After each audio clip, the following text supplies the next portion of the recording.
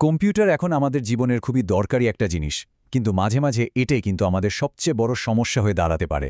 আজ আমরা ঠিক এই রকমই দুটো দিক নিয়ে কথা বলবো। একটা হলো ব্যবহারকারীর সমস্যা, আর অন্যটা হলো যন্ত্রের। চলুন শুরুতেই একটা চমকে দেওয়ার মতো সংখ্যা দেখে নিই।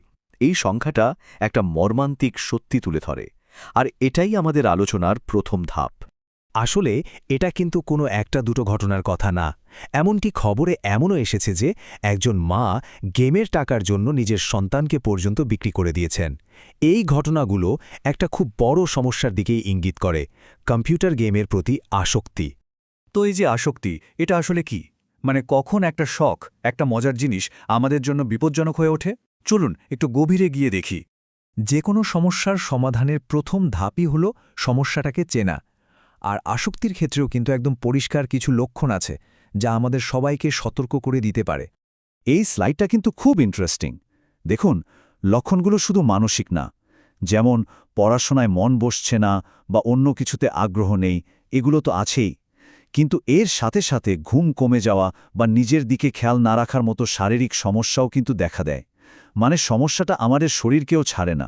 তবে ভালো খবরটা হলো, এই সমস্যা থেকে বের হয়ে আসার পথ কিন্তু আছে, আর সেই পথটা বেশ সোজা আর যুক্তিসঙ্গত। তাহলে মূল কথা হলো, এই আসক্তি থেকে বের হওয়াটা একটা স্টেপ বাই স্টেপ প্রসেস। এর জন্য নিজের সাথে সৎ থাকতে হবে, নিয়ম মানতে হবে, আর অবশ্যই আশেপাশের মানুষের সাহায্য নিতে হবে। তো আমরা তো ব্যবহারকারীর ভেতরের সমস্যা নিয়ে কথা বললাম, কিন্তু কি হবে যখন সমস্যাটা ব্যবহারকারীর নয়, বরং যন্ত্রের নিজের? চলুন এবার কম্পিউটারের ভেতরের জগতে ঢোকা যাক, আর দেখে নিই কীভাবে আমরা নিজেরাই ছোটখাটো টেকনিক্যাল সমস্যা সারিয়ে তুলতে পারি। এই যে ট্রাবল শুটিং শব্দটা আমরা শুনি, এর মানে কিন্তু খুব সহজ। কম্পিউটারের কোনো সমস্যা খুঁজে বের করা আর সেটাকে নিজে নিজেই ঠিক করার চেষ্টা করা। ব্যাপারটাকে অনেকটা কম্পিউটারের ডিটেকটিভের মতো ভাবতে পারেন।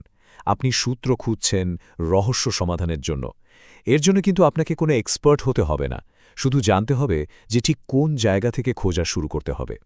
চলুন সবচেয়ে কমন কয়েকটা সমস্যা নিয়ে কথা বলি, যেগুলো আমাদের প্রায় সবারই কখনো না কখনো ফেস করতে হয়। শুরু করা যাক খুব কমন আর বিরক্তিকর একটা সমস্যা দিয়ে। কম্পিউটার তো অন হলো, কিন্তু স্ক্রিনে কিচ্ছু আসছে না, মানে একদম অন্ধকার। এই সমস্যাটা সারানোর একটা দারুণ উপায় কিন্তু এখানে দেখানো হয়েছে। বেশিরভাগ সময় দেখা যায় র্যাম মানে কম্পিউটারের যে টেম্পোরারি মেমোরি, সেটার কানেকশনের সমস্যা হয়, আর সামান্য একটু পরিষ্কার করলেই কিন্তু এটা ঠিক হয়ে যেতে পারে।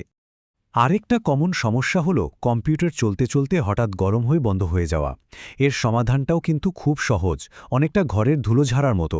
শুধু কম্পিউটারের ভেতরের যন্ত্রাংশগুলো একটু পরিষ্কার করতে হবে। আচ্ছা, এবার একটা খুব জরুরি সেফটি টিপস। যদি কখনো কম্পিউটারের মেটাল বডিতে হাত দিয়ে শক খান, তাহলে বুঝবেন সমস্যাটা বেশ গুরুতর। আর এই ধরনের সমস্যা কিন্তু একদমই নিজে নিজে ঠিক করার চেষ্টা করবেন না। এটা একটা ইলেকট্রিক্যাল ফল্ট, আর আপনার নিরাপত্তার জন্য একজন অভিজ্ঞ ইলেকট্রিশিয়ানকে ডাকাটা ভীষণ জরুরি। তাহলে দেখুন, আজকের পুরো আলোচনাটার মূল কথা হলো নিজের হাতে নিয়ন্ত্রণ নেওয়া। সেটা হোক নিজের ডিজিটাল অভ্যাসকে কন্ট্রোল করা, বা নিজের কম্পিউটারের ছোটখাটো হার্ডওয়্যার সমস্যা ঠিক করা। আর শেষ করার আগে একটা প্রশ্ন রেখে যাই, আমাদের জীবন যত বেশি ডিজিটাল হচ্ছে, তত বেশি কোনটা জরুরি হয়ে উঠছে? ভেতরের মানুষটাকে ঠিক রাখা নাকি বাইরের যন্ত্রটাকে? এই ব্যাপারটা নিয়ে ভাবা যেতেই পারে।